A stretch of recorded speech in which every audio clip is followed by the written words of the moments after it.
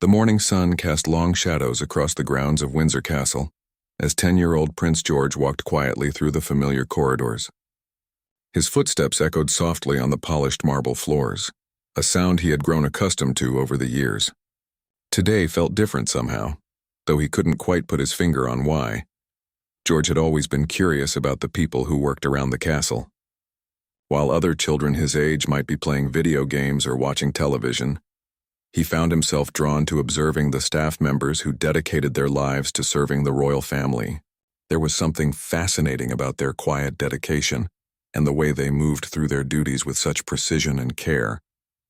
As he rounded the corner near the east wing, George noticed Sergeant William Hayes standing at his usual post. The guard had been stationed there for as long as George could remember, always standing perfectly straight with his rifle held at the proper angle. Hayes was a man in his early 50s with graying hair beneath his bearskin hat and kind eyes that seemed to notice everything around him. What caught George's attention this morning was something subtle. Hayes seemed to be favoring his left leg, shifting his weight almost imperceptibly from one foot to the other. Most people wouldn't have noticed such a small detail, but George had inherited his grandmother's keen eye for observation. He had watched this particular guard for months during his walks through the castle, and he knew that Hayes never moved during his duty hours. The young prince slowed his pace, pretending to examine a painting on the wall while keeping Hayes in his peripheral vision. Every few minutes the guard would shift slightly, and George could see the briefest flash of discomfort cross his weathered face. It was clear that Hayes was trying his best to maintain his composure and fulfill his duties despite what appeared to be significant pain. George remembered his father, Prince William, telling him stories about the dedication of the royal guards. These men and women underwent rigorous training and maintained the highest standards of discipline. They were taught to remain at their posts regardless of weather conditions, fatigue, or personal discomfort. It was a tradition that stretched back centuries, and each guard took immense pride in upholding these standards. As the morning progressed, George found himself making several trips past Hayes's post under various pretenses. He asked the kitchen staff for a glass of water, retrieved a book from the library, and even claimed he needed to check on his younger siblings. Each time he passed, he noticed that Hayes's condition seemed to be worsening. By midday, the guard's face had grown pale, and small beads of perspiration had formed on his forehead despite the cool autumn air. George could see that Hayes was gripping his rifle more tightly than usual, using it almost as a support. The young prince felt a growing concern for the man who had always treated him with such respect and kindness. George recalled the many times Hayes had offered him a subtle nod or a barely perceptible smile during his rounds. Once, when George had dropped his favorite toy airplane near the guard's post, Hayes had carefully moved it to a safer location without breaking protocol. Another time, when George had been feeling particularly sad after a difficult day at school, Hayes had somehow sensed his mood and stood just a little straighter, as if trying to offer silent encouragement. The relationship between the young prince and the guard was built on these small, wordless exchanges. George understood that Hayes couldn't speak to him while on duty, and Hayes knew that the prince was observant enough to appreciate the subtle ways he tried to make the boy feel welcome and safe in his own home. As the afternoon wore on, George noticed that other staff members were beginning to take notice of Hayes's condition. A few of the housekeeping staff exchanged worried glances as they passed, and one of the senior butlers paused for a moment longer than usual near the guard's post. However, everyone understood the protocol. Guards were not to be disturbed during their shifts unless there was an emergency, and Hayes himself would never admit to any weakness or request relief. George found himself in a difficult position. His natural compassion told him that something needed to be done to help Hayes, but his understanding of royal protocol and the importance of maintaining traditions held him back. He knew that guards took tremendous pride in their ability to endure hardship and complete their duties without complaint. To interfere might actually cause Hayes more distress than relief. The young prince spent the remainder of the afternoon in his room, looking out the window that provided a clear view of Hayes's post. He watched as the guard continued to struggle, clearly fighting against whatever pain or illness was affecting him. George's mind raced with possible solutions, but each one seemed to present its own problems. He considered telling his parents, but he knew they were in important meetings all day and couldn't be disturbed. He thought about approaching one of the senior staff members, but he worried that this might get Hayes in trouble for not reporting his condition. He even considered creating some kind of distraction that might provide an excuse for Hayes to leave his post, but he couldn't think of anything that wouldn't seem suspicious or inappropriate. As evening approached and the changing of the guard drew near, George realized that Hayes had somehow managed to maintain his post throughout the entire day. The dedication and determination the man had shown was truly remarkable, but George could see that he was barely managing to stay upright. It was then that George remembered something his grandmother, Queen Elizabeth, had once told him about the importance of quiet leadership. She had explained that sometimes the most powerful actions were the smallest ones, and that true compassion often required thinking beyond traditional boundaries while still respecting the dignity and pride of others. The young prince began to formulate a plan. It would require careful timing and a deep understanding of both royal protocol and human nature. He would need to find a way to help Hayes while allowing the guard to maintain his honor and dignity. Most importantly, he would need to ensure that his actions appeared natural and unplanned, so that Hayes wouldn't feel embarrassed or indebted. As the castle settled into its evening routine, George prepared to put his plan into action. He understood that what he was about to do might seem small to others, but he hoped it would make all the difference to a man who had dedicated his life to serving others with unwavering loyalty and silent strength. George waited until the castle grew quieter in the early evening hours. The dinner preparations were underway in the kitchen, and most of the day staff had completed their duties. He knew that the changing of the guard wouldn't happen for another hour, which gave him the time he needed to execute his plan carefully. The young prince made his way to his room and retrieved a small item that he treasured deeply, a handmade wooden airplane that his grandfather, King Charles, had carved for him during one of their quiet afternoons together. The toy held special meaning for George, not because of its material value, but because of the love and time his grandfather had invested in creating it. George had chosen this particular item for several reasons. First, it was small enough to be easily dropped without causing any real damage. Second, it was valuable enough to him personally that retrieving it would seem like a genuine priority. Most importantly, it was something that Hayes had actually helped him with before, creating a natural connection between them. The young prince took a deep breath and began walking toward Hayes's post, trying to appear casual and unhurried. He held the wooden airplane loosely in his hand, practicing the motion he would need to make it look like an accidental drop. Timing would be everything. He needed to create a situation that would require Hayes to step away from his post temporarily, but in a way that wouldn't violate protocol or cause the guard any additional stress.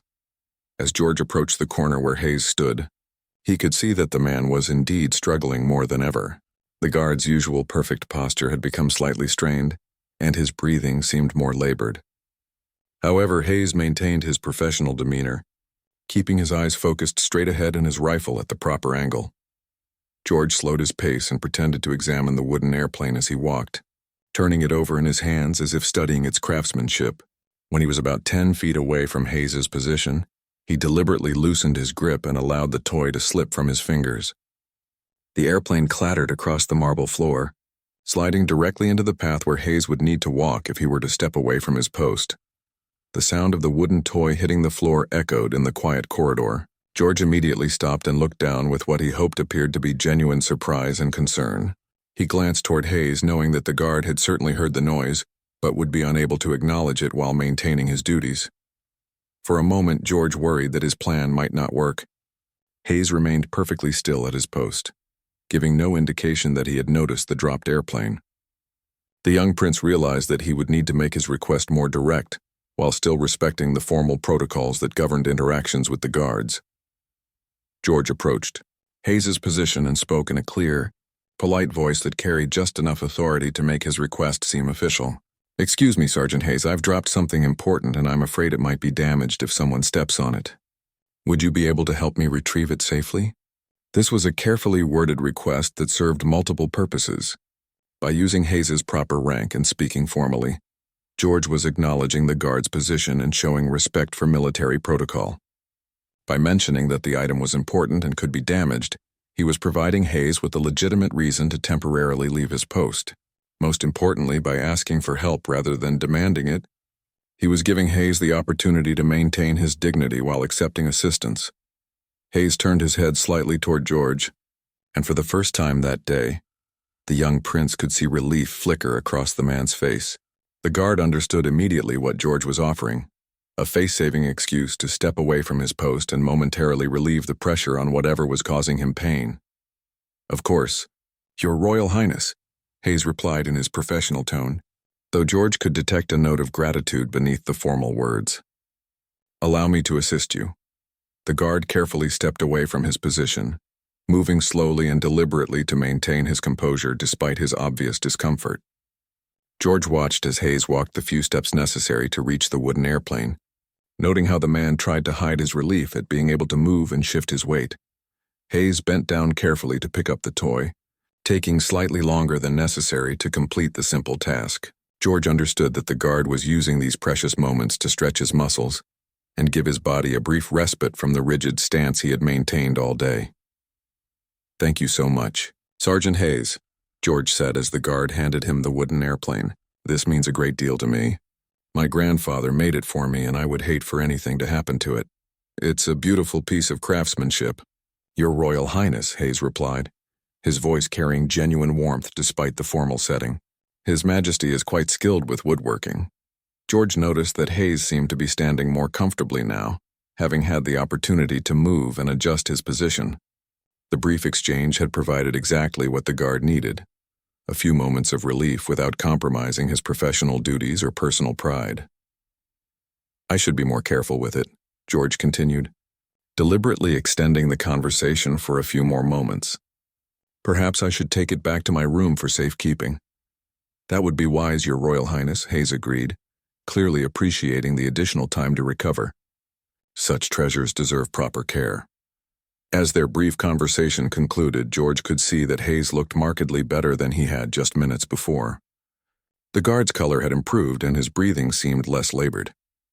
Most importantly, the man's dignity remained completely intact. He had been able to help the young prince while following proper protocol, and no one could question his dedication to duty. George thanked Hayes once more and began walking back toward his room, but he didn't go far.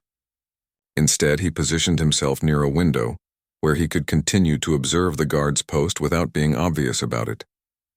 He wanted to make sure that his small intervention had actually helped, and he was prepared to find other creative solutions if Hayes's condition worsened again. Over the next 30 minutes, George was pleased to see that Hayes seemed much more stable at his post. The guard was standing straighter, and the obvious signs of distress had diminished significantly. The brief respite had apparently been exactly what Hayes needed to complete his shift with dignity and professionalism. As the time for the changing of the guard approached, George felt a sense of satisfaction that he had been able to help without overstepping boundaries or causing embarrassment.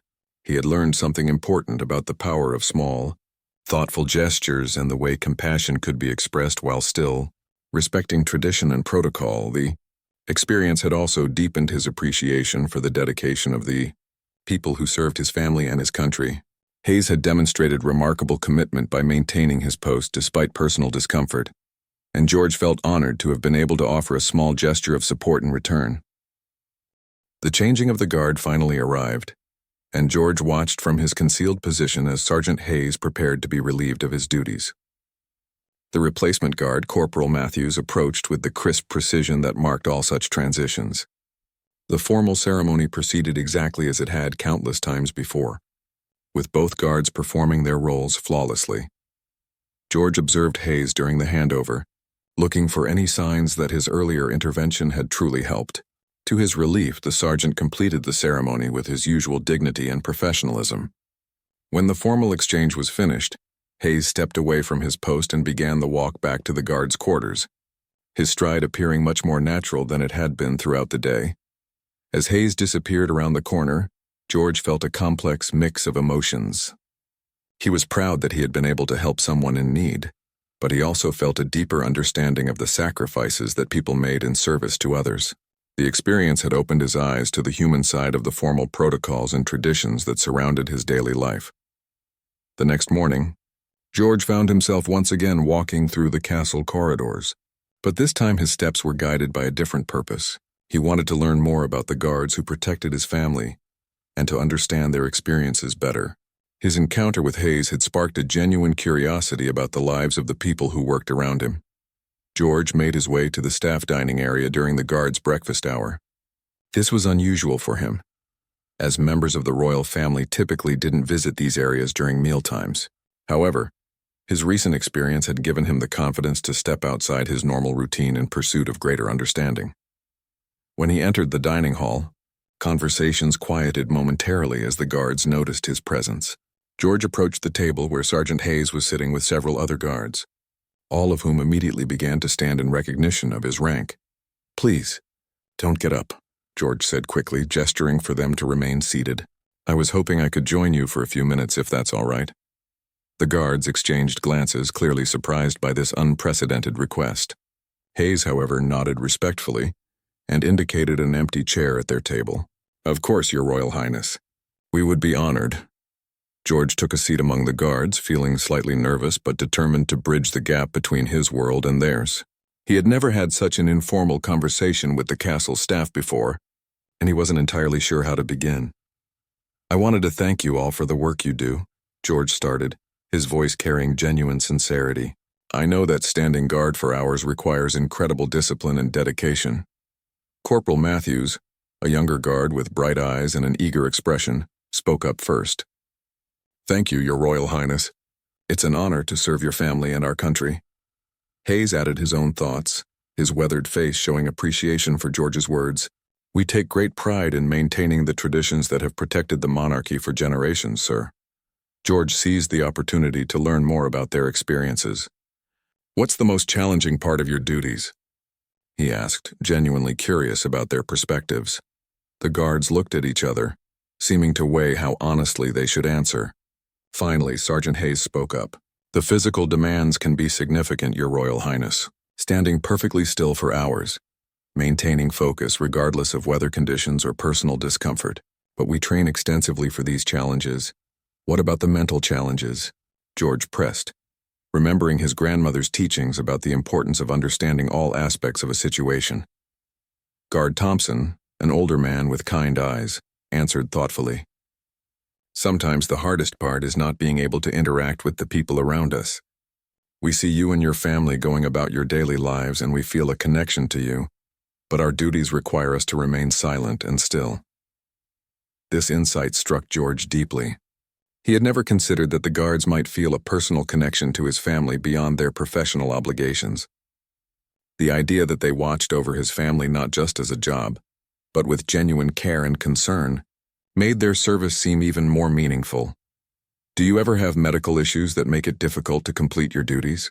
George asked, thinking specifically about Hayes' experience the day before. The table grew quiet for a moment. Hayes looked directly at George, and the young prince could see understanding pass between them. "Occasionally, sir," Hayes said carefully. "We're trained to handle such situations professionally and to never compromise our duties." "But what if someone needed help?" George continued. "What would be the proper way to assist a guard who might be struggling?" Guard Williams, who had been quiet until now, leaned forward slightly. "The greatest kindness anyone could show us would be to find a way to help, while allowing us to maintain our dignity and honor. Our pride in our service is everything to us." George nodded, feeling validated in his approach from the previous day. "I imagine small gestures might be more meaningful than grand ones." "Exactly," Hayes confirmed, his eyes meeting George's with unmistakable gratitude. "Sometimes the smallest acts of compassion have the greatest impact." The conversation continued for nearly 30 minutes, with the guards sharing stories about their training, their families, and their commitment to their roles. George learned that many of them had served in various military capacities before joining the Royal Guard, and that they viewed their current position as the pinnacle of their careers. Guard Martinez, who had been stationed at various royal residences, told George about the different challenges each location presented. "Windsor has its own unique rhythm," he explained. "The guards here develop a special connection to the daily life of the family. We know your routines, your habits, and your personalities in ways that help us serve you better." This revelation fascinated George. The idea that the guards were not just silent sentinels, but observant protectors who genuinely cared about his family's well-being. added a new dimension to his understanding of their role. As the breakfast hour drew to a close, George thanked the guards for their time and their service.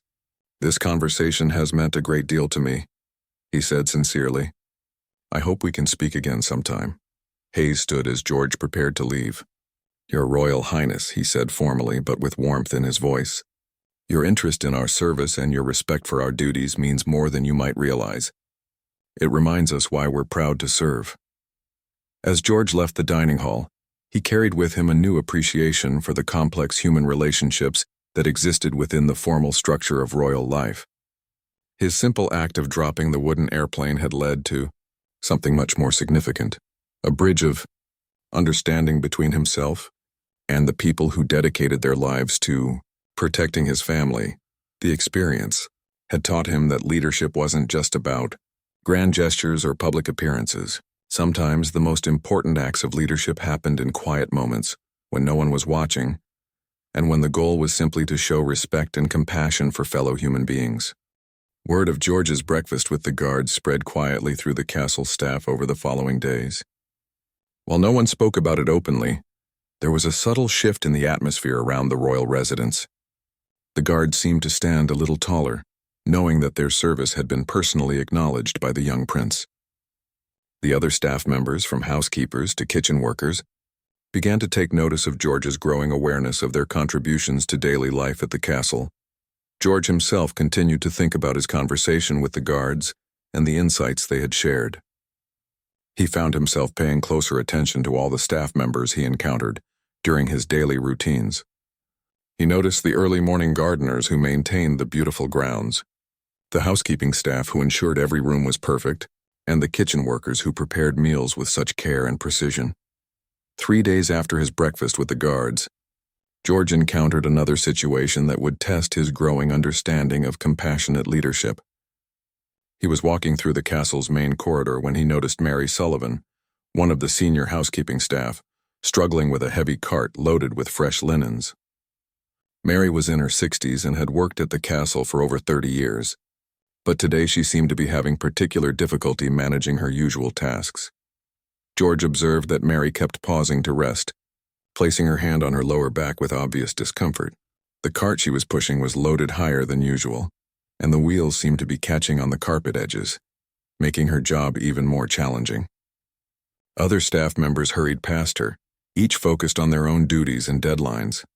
Unlike his situation with Sergeant Hayes, this scenario presented different considerations. Mary wasn't bound by the same rigid protocols that governed the guards' behavior. She could speak freely and ask for help if she needed it. However, George sensed that her pride and work ethic might prevent her from admitting she was struggling.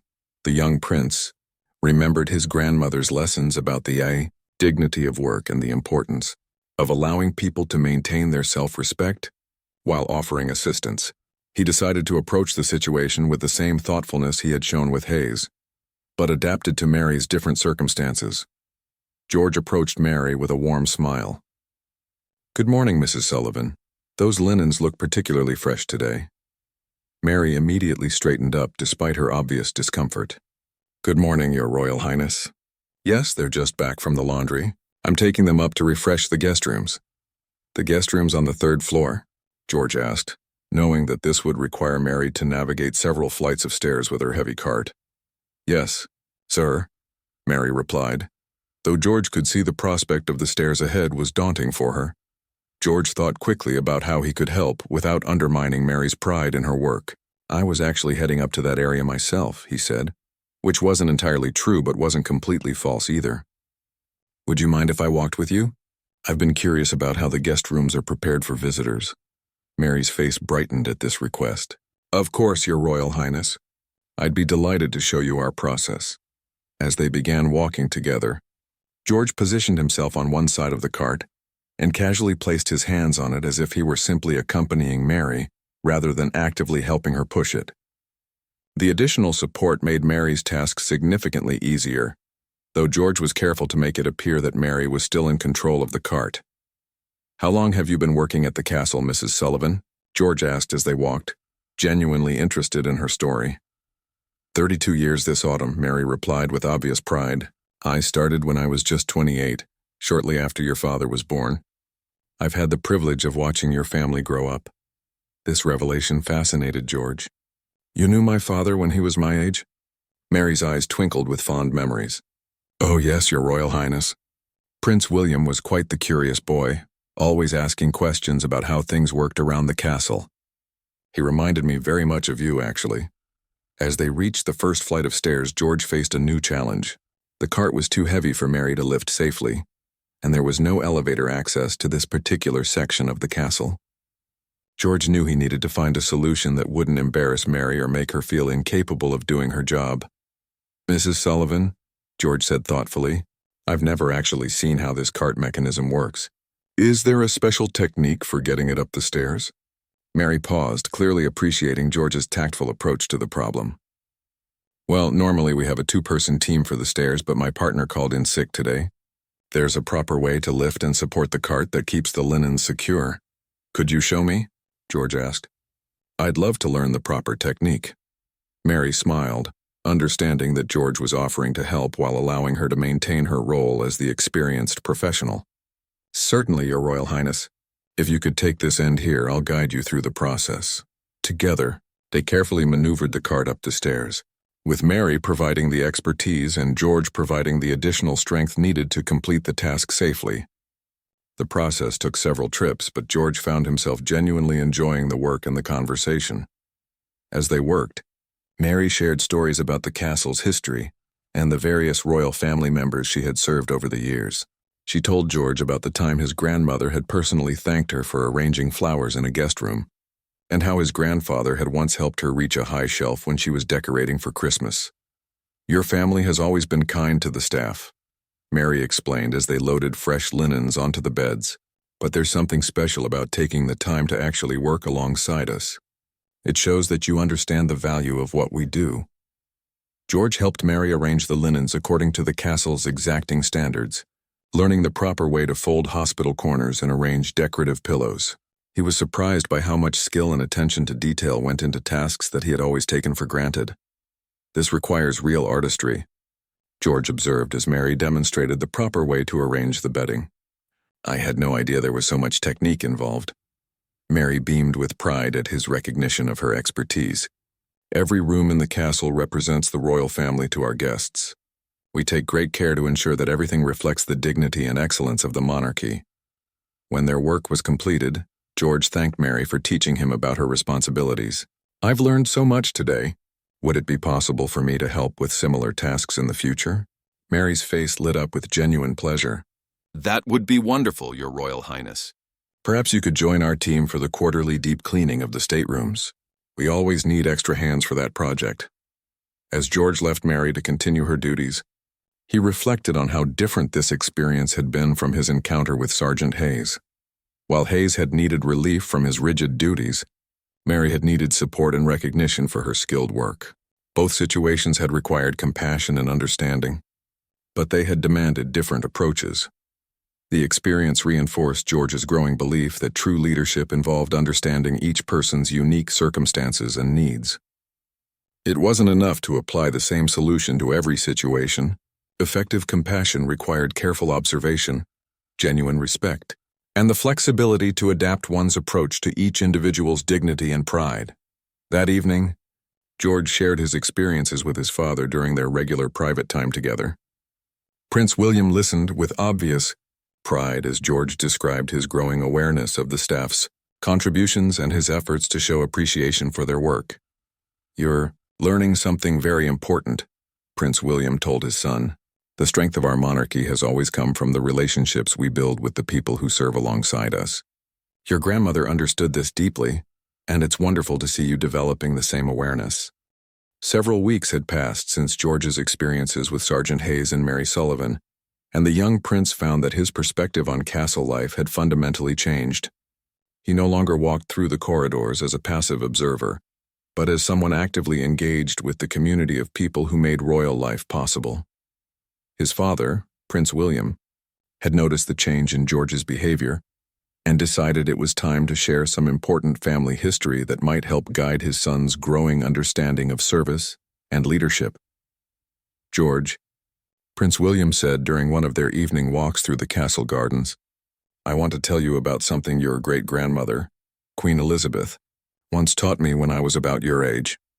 George looked up at his father with interest. Stories about his great-grandmother always captivated him, especially those that revealed her wisdom about leadership and service. "When I was 10, Prince William continued, I was walking through Buckingham Palace when I noticed one of the elderly footmen having difficulty carrying a heavy silver service up the stairs. Without thinking, I rushed over to help him, but I did it in a way that was quite dramatic and public. Other staff members saw what happened, and, while my intentions were good, I accidentally embarrassed the footman by making it obvious that he couldn't handle his duties alone." George listened carefully, sensing that this story held important lessons for his own recent experiences. "Your great-grandmother heard about what had happened," Prince William went on, "and she asked to speak with me privately. She wasn't angry, but she wanted to teach me something crucial about the difference between helping and serving." "What did she tell you?" George asked, genuinely curious about this distinction. "She explained that true service means putting the other person's dignity first, even before your own desire to help. She said that the most effective assistance is often invisible to others, and that real compassion requires us to think carefully about how our actions affect the people we're trying to help." George nodded, thinking about how this lesson related to his own experiences with Hayes and Mary, like making sure Sergeant Hayes could maintain his honor while getting the help he needed. Prince William smiled proudly at his son's understanding. "Exactly. Your great-grandmother would have been very proud of how you handled that situation. You found a way to help while allowing Hayes to keep his dignity and complete his duties successfully." This conversation gave George a new framework for understanding his growing role within the castle community. He began to see that his position as a member of the royal family carried with it a responsibility to serve others, but in a way that honored their contributions and respected their pride in their work. The following week, George encountered a situation that would test these lessons in a new way. The castle was preparing for an important state visit, and the entire staff was working at an intensified pace to ensure everything would be perfect for the distinguished guests. George noticed that James Mitchell, one of the younger footmen, seemed particularly stressed about his role in the upcoming event. James was responsible for managing the formal place settings in the state dining room, a task that required absolute precision and attention to detail. George observed that James kept consulting his notes and double-checking his work, clearly nervous about making any mistakes. During his rounds through the castle, George overheard James talking quietly with another footman about his concerns. "I've practiced the place settings dozens of times," James was saying, "but I keep worrying that I'll forget something important during the actual dinner. There are so many specific protocols for a state visit." George remembered his father's story about the importance of helping without embarrassing, and he began to consider how he might offer support to James in a way that would boost the young man's confidence rather than undermine it. The next morning, George approached James in the state dining room where he was practicing the place settings once again. "Good morning, James," George said pleasantly. "I hope you don't mind me asking, but I've always been curious about how these formal place settings work. Would you be willing to teach me about the protocols?" James immediately straightened up, honored by the prince's interest. "Of course, Your Royal Highness. I'd be delighted to explain the process." What followed was an educational session that served multiple purposes. As James explained each element of the place setting and the reasoning behind every detail, he reinforced his own knowledge and built his confidence in his expertise. George asked thoughtful questions that prompted James to think through various scenarios and problem-solving approaches. "What happens if a guest has specific dietary requirements?" George asked, genuinely curious but also helping James practice thinking through complications. "We coordinate with the kitchen staff to provide appropriate alternatives," James replied, his confidence growing as he demonstrated his knowledge. "Each guest's needs are documented in advance, and we have backup protocols for unexpected situations." "And if something gets moved or damaged during the meal?" George continued. James smiled, clearly pleased to share his expertise. "We have replacement settings standing by, and the senior staff are trained to make discreet adjustments without disrupting the flow of the dinner." Through this conversation, George was able to help James prepare for the state visit, while allowing the footman to feel proud of his knowledge and capabilities. By positioning himself as the student rather than the helper, George had found a way to support James's confidence without suggesting that he needed assistance. The day of the state visit arrived, and George watched with pride as James executed his duties flawlessly. The young footman moved through the dining room with precision and confidence, managing the complex protocols without any visible stress or uncertainty. After the successful completion of the state dinner, George made a point of personally thanking James for his excellent work. The place settings were absolutely perfect, George told him. Your attention to detail really showed. James beamed with pride at the recognition. Thank you, Your Royal Highness. Our conversation the other day really helped me feel more prepared and confident. This experience taught George another important lesson about leadership and service. Sometimes the most valuable help he could offer wasn't physical assistance or problem solving, but simply taking the time to listen and to show genuine interest in someone's work and expertise. George began to apply this understanding more broadly in his interactions with the castle staff. He made an effort to learn about different roles and responsibilities, not just as an observer but as someone who genuinely appreciated the skill and dedication required for each position. He spent time with the castle's chef, learning about the complexity of planning and preparing meals for large groups with diverse preferences and dietary requirements.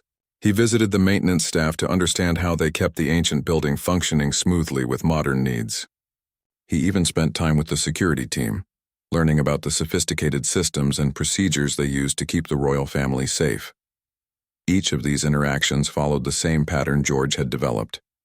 He approached each person with genuine curiosity and respect, positioned himself as someone eager to learn rather than someone offering help, and made sure to acknowledge the expertise and importance of their contributions.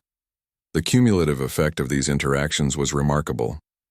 The castle staff began to see George not just as a member of the royal family to be served, but as someone who truly understood and valued their work. This created a sense of mutual respect and partnership that strengthened the entire community. George's parents noticed the change in the castle's atmosphere and were pleased to see their son developing such meaningful relationships with the staff. They could see that George was learning lessons about leadership and service that would serve him well throughout his life, regardless of what roles and responsibilities the future might bring. As autumn deepened into winter, George's reputation among the castle staff had evolved significantly. Word of his genuine interest in their work and his respectful approach to helping others had spread throughout the entire community. Staff members who had never directly interacted with the young prince knew about his breakfast with the guards, his assistance to Mary Sullivan, and his supportive conversation with James Mitchell. This growing awareness created an unexpected challenge for George. As more people became aware of his willingness to help and his interest in their work, he began receiving more requests for assistance and attention than he could reasonably handle. Some staff members started approaching him directly with their problems, while others simply hoped he might notice their struggles and offer the same kind of thoughtful support he had provided to others. George found himself in a delicate position. He wanted to continue being helpful and engaged, but he was beginning to understand that he couldn't personally solve every problem or support every person who might benefit from his attention. He needed to develop a more systematic and sustainable approach to his role within the castle community. It was during this period of reflection that George encountered his most complex challenge yet. Mrs. Eleanor Davies, the head of housekeeping who had supervised Mary Sullivan and many others for over 20 years, was facing a personal crisis that was affecting her work performance. George first became aware of the situation when he noticed that the usually immaculate castle was showing small signs of disorganization. Flowers in the main corridor weren't being refreshed as frequently. Some of the common areas showed minor cleaning oversights, and there seemed to be more confusion than usual among the housekeeping staff about their daily assignments. Through careful observation and discreet conversations with other staff members, George learned that Mrs. Davies was dealing with her elderly mother's serious illness. She was spending her evenings and weekends at the hospital, getting very little sleep, and struggling to maintain her usual high standards at work while managing her family responsibilities. This situation was different from George's previous experiences because Mrs. Davies held a senior position with significant responsibilities. She couldn't simply be replaced temporarily, and her duties couldn't be easily redistributed among other staff members.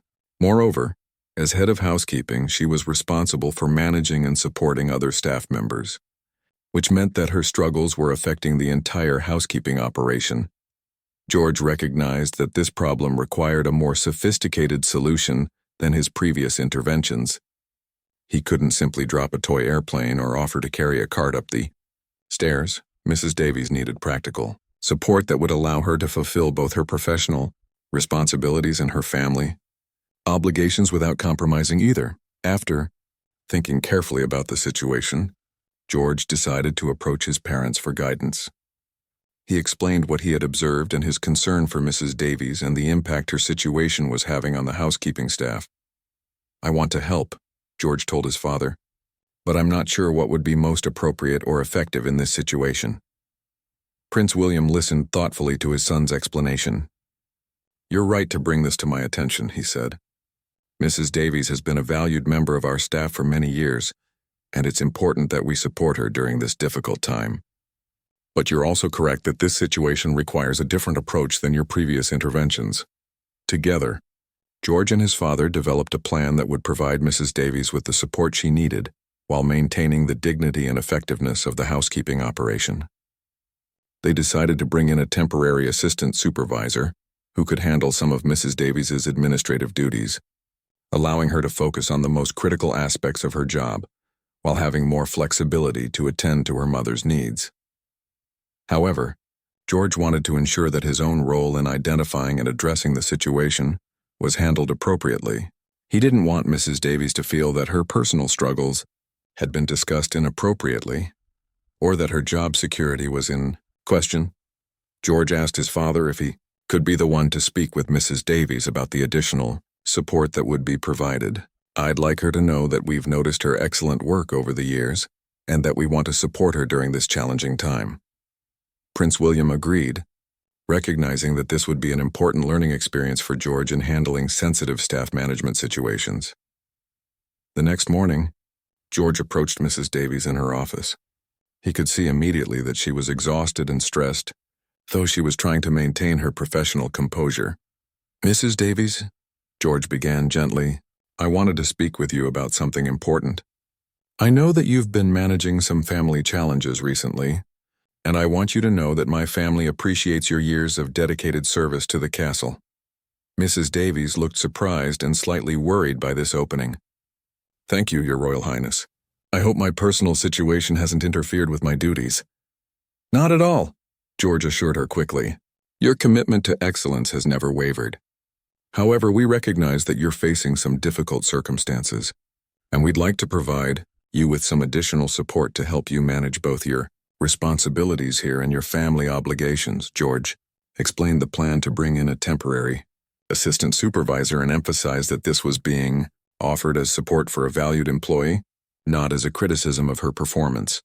"We want to make sure you have the flexibility you need to care for your mother while continuing to lead the housekeeping team," George continued. "Your experience and leadership are irreplaceable, but we also want to ensure you don't have to carry an impossible burden alone." Mrs. Davies's eyes filled with tears of gratitude and relief. "Your Royal Highness, I can't tell you how much this means to me. I've been struggling to keep everything together, and I was so worried about letting everyone down." "You could never let us down," George replied sincerely. "You've been an essential part of our household for 20 years. It's our privilege to support you during this difficult time." The conversation continued with George, asking about Mrs. Davies's mother's condition and expressing genuine concern for her family's well-being. He made it clear that the royal family viewed the castle staff as an extended family, and that supporting each other during challenging times was a natural and important responsibility. Over the following weeks, the temporary assistance allowed Mrs. Davies to maintain her leadership role while having the flexibility she needed to care for her mother. The housekeeping operation returned to its usual high standards, and the other staff members felt reassured that their concerns and challenges would be addressed with compassion and practical support. George's handling of this situation marked a significant evolution in his approach to leadership and service. He had moved beyond individual acts of kindness to understanding how to address systemic issues that affected multiple people. He had learned to work within appropriate channels while still maintaining personal involvement and genuine concern for the people affected. Most importantly, George had discovered that effective leadership often meant identifying problems early and working collaboratively to develop solutions, rather than simply reacting to crises as they occurred. This proactive approach would serve him well as his responsibilities and influence continued to grow. The experience also reinforced George's understanding that true leadership meant caring for the people who served alongside him, recognizing their individual worth and contributions, and ensuring that the systems and structures around them supported their success and well-being. 6 months had passed since George's first encounter with Sergeant Hayes, and the young prince's transformation had become evident to everyone who knew him. What had begun with a simple act of compassion had evolved into a deeper understanding of leadership, service, and the importance of building genuine relationships with the people around him. The castle itself seemed different now. There was a warmth and sense of community that hadn't existed before, fostered by George's example of treating every person with dignity and respect. Staff members were more likely to help each other, more willing to share their concerns with supervisors, and more proud of their contributions to the royal household. George's parents had watched this transformation with pride and amazement. They could see that their son was developing into the kind of leader who would be able to serve his country with both strength and compassion. The lessons he was learning about human nature, about the dignity of work, and about the power of small gestures would serve him well throughout his life. It was during this time of reflection and growth that George received news that would test everything he had learned. Sergeant Hayes, the guard whose quiet struggle had first opened George's eyes to the needs of others, was being transferred to a different posting. After 15 years of service at Windsor Castle, Hayes was being promoted to a training position at the Royal Military Academy, where he would be responsible for preparing the next generation of Royal Guards. George learned about Hayes's transfer from his father, who explained that this was a significant honor for the sergeant. Hayes has been recommended for this position because of his exemplary service and his deep understanding of what it means to protect the royal family, Prince William told his son. It's a recognition of his skill and dedication. While George was pleased that Hayes was being honored with this promotion, he also felt a sense of loss.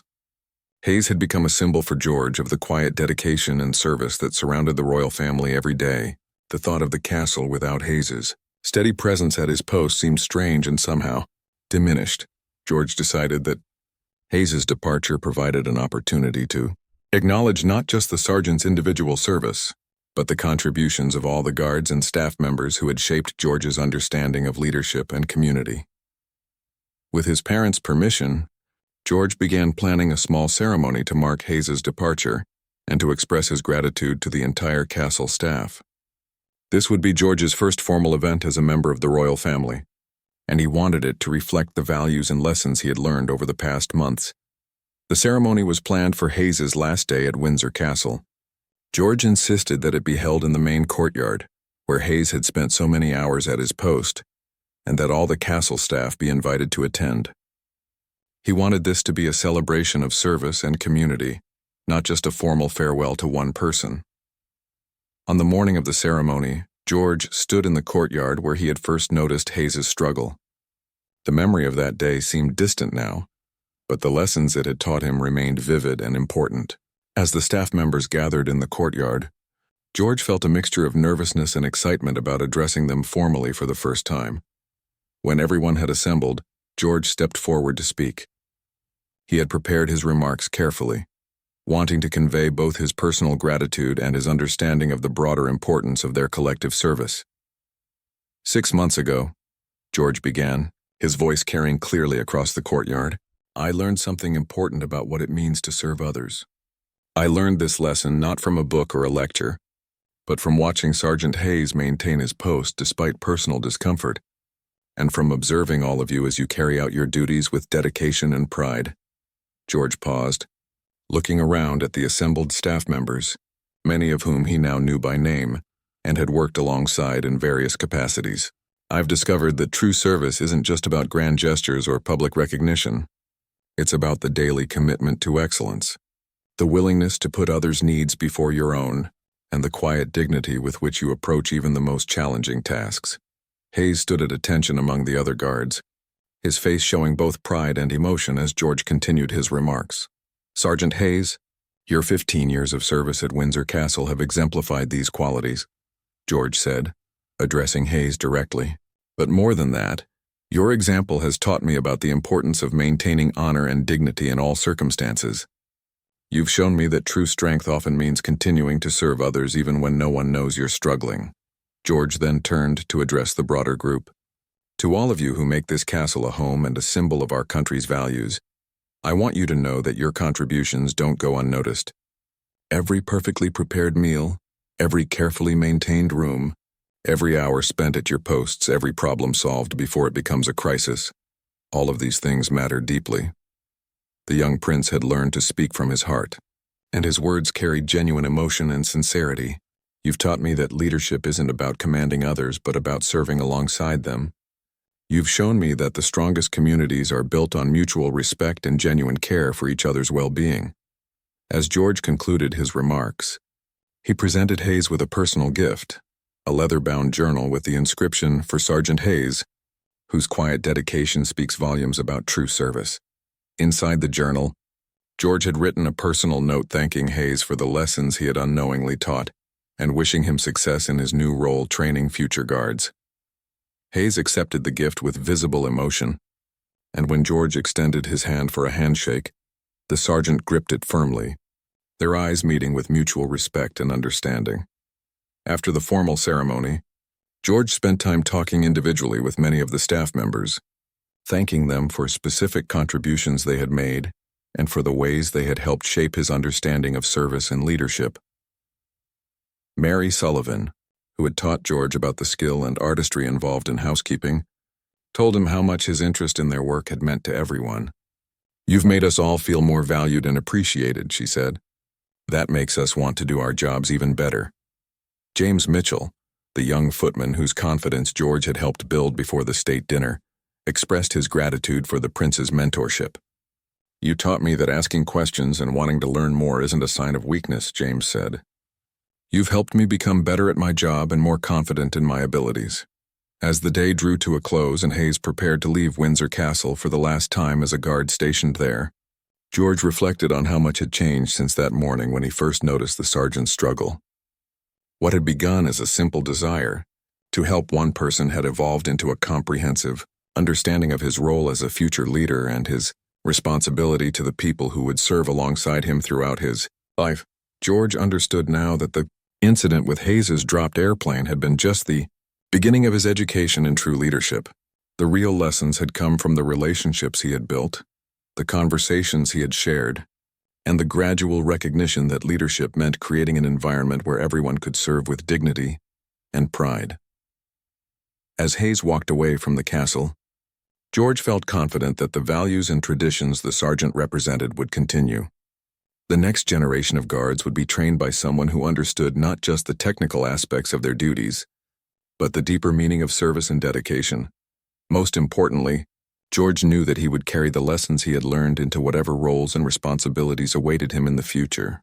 He had discovered that the most powerful leadership came not from authority or position, but from genuine respect for others and a commitment to serving something greater than oneself.